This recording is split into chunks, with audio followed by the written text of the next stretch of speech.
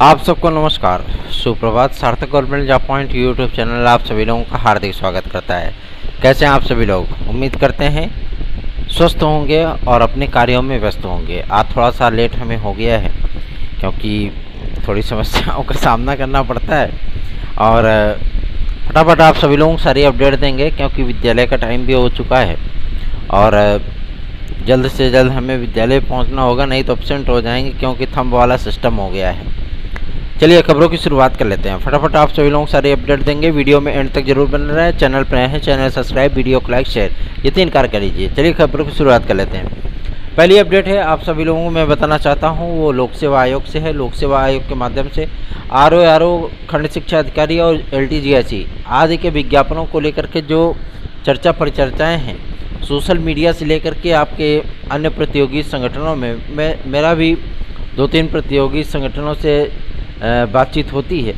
उसमें इस बात को क्लियर किया गया कि आखिर समकक्ष आहर्ता है ना, इन दोनों मुद्दों को लेकर के जो पत्र शासन के माध्यम से प्रेषित किया गया था, क्या वो प्राप्त हो गया है? तो सूचना प्राप्त हुई है कि LTGSE के लिए प्राप्त हुआ है। मतलब उसकी जो आहर्ताएँ थी, क्लियरेंस था, वो सारी चीज़ों को क्लियर किया गया। और दूसरी चीज़ जो आपका PCS में पदों की बढ़ोतरी कैसे हुई? PCS में पदों की बढ़ोतरी तभी हुई जब वहाँ से क्लियरेंस मिल गया कि हाँ ये अर्हता एकदम डिक्लेयर कर दी गई है, तभी उसमें पदों की बढ़ोतरी हुई। तो पदों की बढ़ोतरी होना और समकक्ष अर्हता का तय होना, उसके बाद ही आपकी प्रतीक्षा सूची जारी की गई। बात को समझिए। तो ऐसा नहीं है कि मतलब इसका क्लियरेंस नहीं हुआ, क्लियरेंस हो चुका है। और सबसे बड़ी चीज़ है कि इस पर माथापच्ची चल रही है। माथापच्ची काहे के लिए चल रही है कि मतलब उसको बाकायदा रिव्यू किया जा रहा है कि कौन सी इसमें कमियां हैं, कौन सी इसमें नवीनतम है ना। सारी चीज़ें बाकायदा उसको क्लियर करने के बाद तब उसको जो है पब्लिश किया जाएगा कि हाँ आहर्ता क्लियर हो चुकी है। बात समझ रहे हैं ना। इसीलिए आप सभी लोगों को 3-4 बड़े विज्ञापन अटके पड़े हैं। एक है APS का, ठीक है, दूसरा है आपका LTGSE, तीसरा है खंड शिक्षा अधिकारी और चौथा है RO, ठीक है ना। तो इन सारे पदों का जो विज्ञापन है वो अटका पड़ा है। अब ये लोग जब तक क्लियरेंस दें, है ना, जब तक इधर से रिव्यू करके फाइनल रिपोर्ट भेजेंगे कि हाँ अब सारी चीज़ें एकदम डिक्लेयर हैं। अगर मान लीजिए कि कुछ नई डिग्रियों को या कुछ डिग्रियाँ इनसे छूट गई हैं, है ना, और कुछ इनको सम्मिलित करना है क्योंकि लोक सेवा आयोग हमेशा से परीक्षाएँ कराता रहा है, तो उसको बेहतरीन जानकारी हो सकती है ना। हालांकि उस कमेटी में लोक सेवा आयोग के भी अधिकारी मौजूद थे, तो ज़्यादा कुछ गुंजाइश होने की आवश्यकता फ़िलहाल नहीं है। लेकिन तब तक आयु सीमा की छूट को लेकर के भी बातचीत हो जाएगी, ठीक है ना। और आयु सीमा की छूट मिलने के बाद आप सभी लोगों को क्लियरेंस भी मिल जाएगा कि चलो भैया आप लोग भी आवेदन कर सकते हो। कोविड काल के चलते हम लोगों की जो मांग रही है कि कोविड काल के चलते विद्यार्थियों को कम से कम PCS में 2 अतिरिक्त अवसर या 2 वर्ष की छूट, ठीक है ना, 2 में से कोनो एक, है ना, दोनों में से कोनो एक ही चाहिएगा। या तो 2 अतिरिक्त अवसर दे दिया जाए या 2 वर्ष की आयु सीमा में छूट दे दी जाए, दोनों एक ही बात है, ठीक है। अगर 2 अतिरिक्त अवसर विद्यार्थियों को मिल जाता है तो भी अच्छा है, और 2 वर्ष की छूट मिल जाता है तो भी सही है, क्या दिक्कत है, ठीक है ना। इन तमाम मुद्दों को लेकर के जो लगातार प्रयासों का दौर जारी था, अब इस पर थोड़ी सी ठंड रखने की आवश्यकता है क्योंकि मुख्यमंत्री महोदय तक ये मामला पहुंच चुका है। और सबसे बड़ी चीज़ ये है कि अब रूलर पार्टी के विधायक, MLA, MP ये मामले को लेकर के जो है वो पार्टी के सम्मुख जा रहे हैं, पार्टी प्रमुख के सामने जा रहे हैं, मुख्यमंत्री महोदय के सामने जा रहे हैं। तो जाहिर सी बात है इसका इम्पैक्ट ऑफ रिजल्ट, ठीक है ना, जो परिणाम पे प्रभाव होगा वो बेहतरीन होगा, शानदार होगा, ठीक है ना। ऐसे आम लोग की तरह जो है मतलब बातचीत किया जाए तो थोड़ा सा उसमें लोवेस्ट कॉस्ट देखने के लिए मिलता है, मतलब कम मूल्य देखने के लिए मिलता है ना। लेकिन अगर उसको थोड़ा सा हाइपर कर दिया जाए तो जाहिर सी बात है उसका सुपीरियर इम्पैक्ट पड़ता है। इसलिए मैं आप सभी लोगों से कहना चाहता हूँ कि पॉजिटिव इंटेंट के साथ आगे बढ़िए और हमेशा ही जीत आप सभी लोगों की होनी चाहिए, क्योंकि आप प्रतियोगी हो, आप मेहनतकश हो, आप लेबोरियस हो। तो जाहिर सी बात है थोड़ी सी पंक्चुअलिटी ला लो, काम हो जाएगा। चलिए आगे बढ़ते हैं। अब बात करेंगे आपके वेरिफिकेशन को लेकर के एलटी ग्रेड में लगातार वेरिफिकेशन चल रहा है, कल से ही स्टार्टिंग हुई है। लेकिन जितने विद्यार्थियों को बुलाया जा रहा है उतने में से बहुत कम विद्यार्थी पहुंच रहे हैं, ठीक है ना। और उन विद्यार्थियों का पूरा लेखा जोखा मैं आप लोगों को पहले ही बता चुका हूं कि 914 है ना, 914 या 911 ऐसे बुलाया गया है ना। तो इन लोगों में से तकरीबन 350 विद्यार्थी ही अपना वेरिफिकेशन कराएंगे, बाकी सारे पद खाली चले जाएंगे, ठीक है। खाली चले जाएंगे तो इसका ये मतलब नहीं है कि आपकी प्रतीक्षा सूची नहीं आएगी, क्योंकि बायोलॉजी में भी पद खाली हैं, ठीक है ना। बायोलॉजी की भी जानकारी आई है। और आपका कंप्यूटर साइंस में तो पूरे पद ही खाली चले गए, तो फालतू में उसका पेपर कराए थे, है ना। विद्यार्थियों में वो चीज़ें थी ही नहीं, मतलब कहते नहीं कि अधिकारी कहते हैं कि एलिजिबिलिटी ही नहीं है कि विद्यार्थी उसको क्रैक कर सकें। अब बताओ, विद्यार्थी यहाँ विज्ञापन की मांग कर रहे हैं, आप कह रहे हो कि एलिजिबिलिटी ही नहीं है। जब आप विज्ञापन दोगे, जब आप अर्हता को बदलोगे, तो जाहिर सी बात है विद्यार्थियों को कंपटीशन करने का अवसर मिलेगा।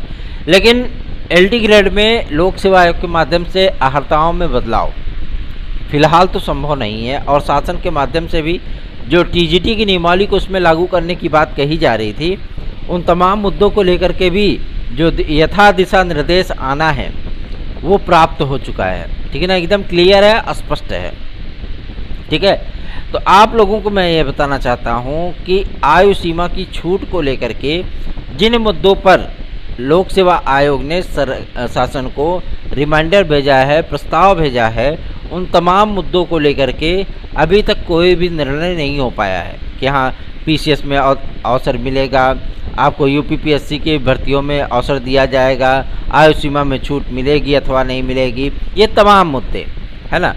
और सबसे बड़ा इम्पैक्ट ये विद्यार्थियों पर पड़ने वाला है। अगर आयु सीमा में छूट मिल जाती है तो तकरीबन 3.5 लाख से अधिक विद्यार्थी इससे लाभान्वित होंगे, है ना। 3.5 लाख से अधिक। अभी दिल्ली पुलिस की एसआई की वैकेंसी आ रही है, ठीक है, और इसका आवेदन 20 जुलाई के बाद से स्टार्ट हो सकता है, 20 जुलाई से भी स्टार्ट हो सकता है। तो जो हमारे भाई बंधु इसमें एलिजिबल हो वो आवेदन कर सकते हैं, ठीक है ना। पूरी ऑनलाइन परीक्षाएँ होंगी। तो आप लोग दिल्ली पुलिस में अगर भर्ती होना चाहते हो तो एसआई की वैकेंसी आ रही है, और 20-21 से इसका प्रस्तावित है कि इसका आवेदन स्टार्ट हो जाए, ठीक है ना। चलिए आगे बढ़ते हैं। अब बात करेंगे आप सबके यूपी कांस्टेबल और यूपी एसआई की वैकेंसी को लेकर के।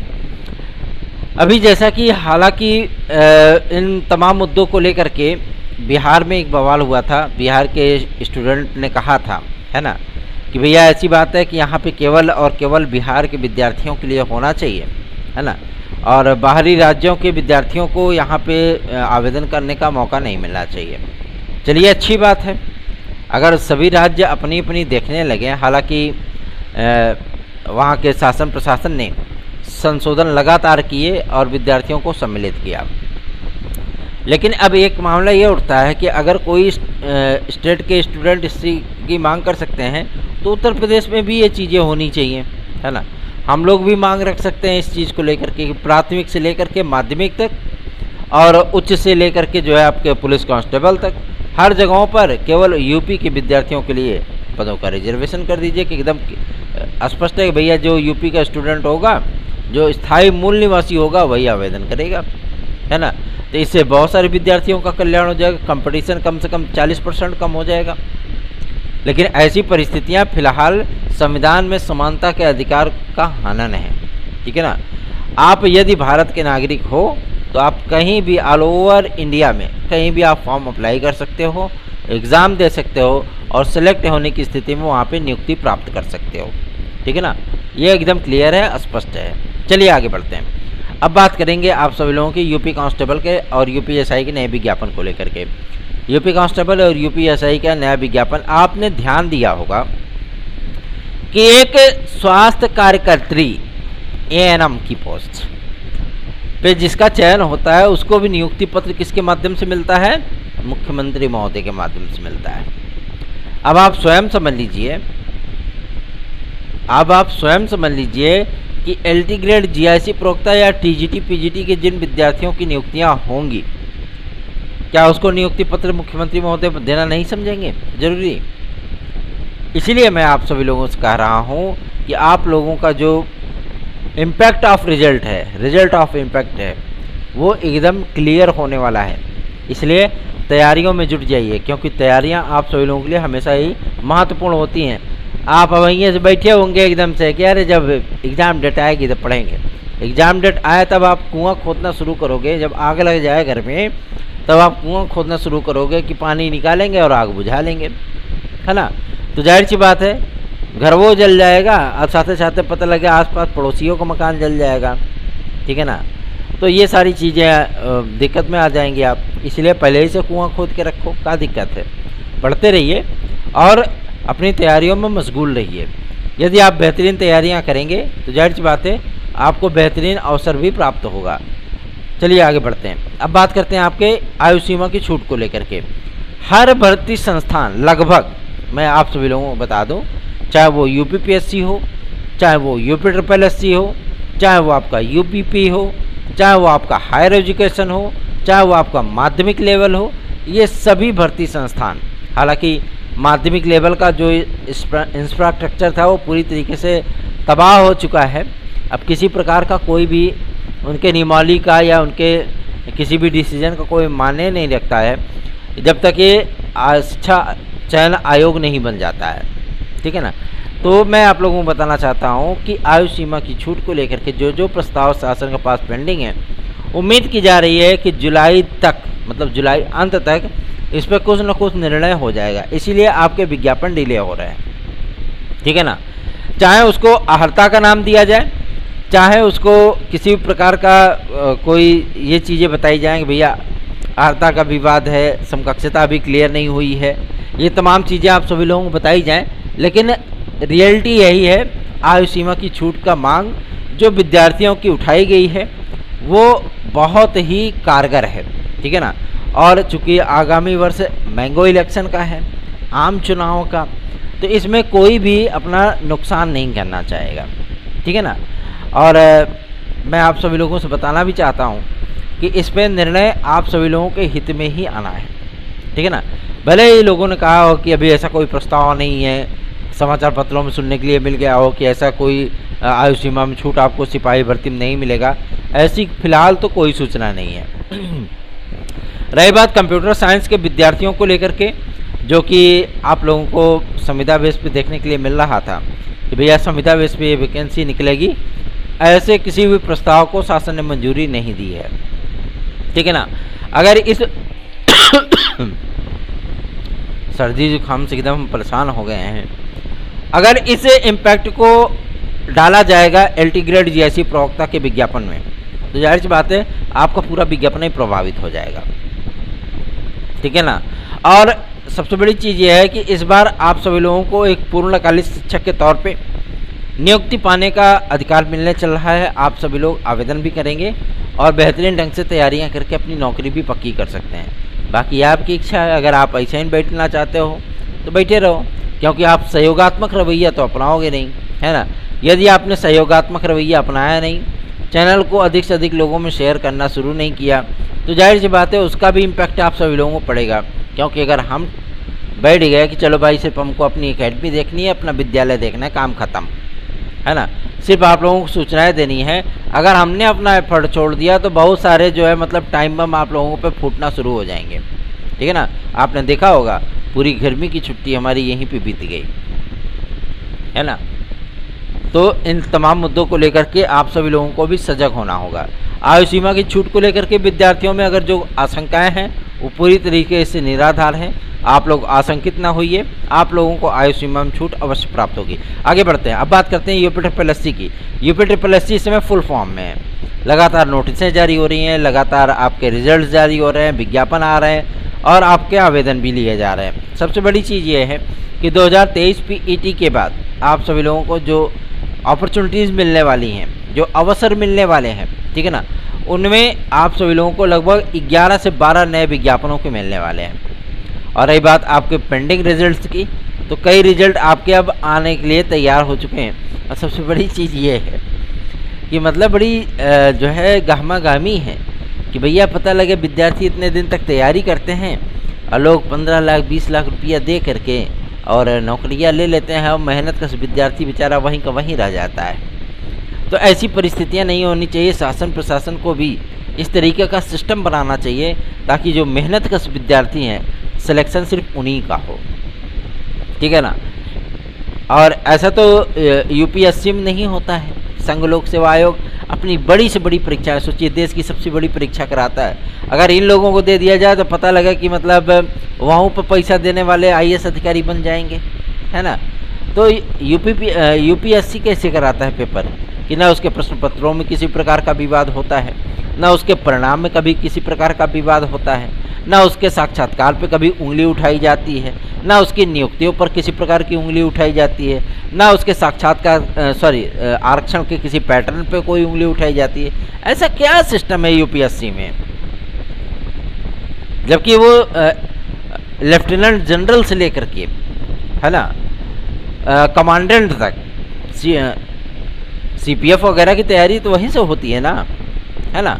आईएएस से लेकर के आईएफएस तक तमाम ऐसी वैकेंसीज हैं, एनडीए, सीडीएस, तमाम ऐसी बड़ी बड़ी पद हैं, बड़े बड़े पोस्ट हैं जिनकी मतलब तैयारियां वो कराता है, एग्ज़ाम कराता है और रिजल्ट भी जारी करता है, लेकिन उसमें कोई भी बात नहीं होता। और पता लगे छोटी मोटी जो नौकरियां आती हैं समूह की, मेरे बवाल के एकदम मचा रहता है। तो इन्हीं लोगों को आईएएस का भी एग्ज़ाम कराने के लिए दे देना चाहिए, यूपीएससी के जो मतलब एग्ज़ाम है इन्हीं लोगों को दे देना चाहिए, चलो कराओ। फिर वो लोग जो मतलब ऐसा विद्यार्थियों को भेज दें जिनको जिलों के नाम नहीं पता होंगे, जिनको देश का प्रधानमंत्री नहीं मालूम होगा, राष्ट्रपति के नाम नहीं पता होगा, ऐसे लोग आईएएस टॉप करेंगे। तो आप लोगों को चिंतित होने की आवश्यकता नहीं है। कल की डेट में काफ़ी सारे विद्यार्थी एब्सेंट रहे हैं टीजीटी 2021 की प्रतीक्षा सूची के लिए, काउंसलिंग के लिए, और प्रवक्ता की पूरी लिस्टिंग हो चुकी है। प्रवक्ता का भी लिस्ट आप सभी लोगों को जारी होने चल रहा है और उसमें 10% विद्यार्थियों को कॉल किया जाएगा प्रवक्ता के पद के लिए, ठीक है ना। और आप सभी लोगों को तकरीबन 269 पदों पर आप लोगों को प्रवक्ता की काउंसलिंग देखने के लिए मिलेगी। लगभग समस्त विषयों की काउंसलिंग आप लोगों को देखने के लिए मिलेगी, चाहे वो बात की जाए हिंदी की, संस्कृत की, गणित की, अंग्रेजी की, उर्दू की, समग्र विज्ञान की, ठीक है ना। तमाम ऐसे विषय जितने भी आए आपके प्रवक्ता के, वो सारे विषयों की काउंसलिंग आप लोगों की होगी। तो निश्चिंत हो जाइए, बेफिक्र हो जाइए। सार्थक government job point YouTube channel को सब्सक्राइब, वीडियो को लाइक, शेयर, ये 3 कार्य कर लीजिए और बेल आइकन दबा कर रखेंगे, आपको नोटिफिकेशन मिल जाएगा और आप उसे शेयर कर सकेंगे। आज आप सभी लोगों से मैं बताना चाहता हूँ कि जो भी कार्रवाई आप सभी लोगों के लिए की जाती, जो भी प्रयास किया जाता है, वो हमेशा ही आपके हित के लिए हो, इसका भरपूर ध्यान रखा जाता है। 830 32 72 282 इस व्हाट्सएप नंबर पर आप संपर्क करके TET C, TET super TET, TGT, PGT, LTGSC, UP constable, खंड शिक्षा अधिकारी, यूपी SSC आदि की भर्ती परीक्षाओं के नोट्स प्राप्त करके अपना जीवन सुधार सकते हैं। याद रखें 830 32 72 282। धन्यवाद, आप सभी के दिन शुभ हो।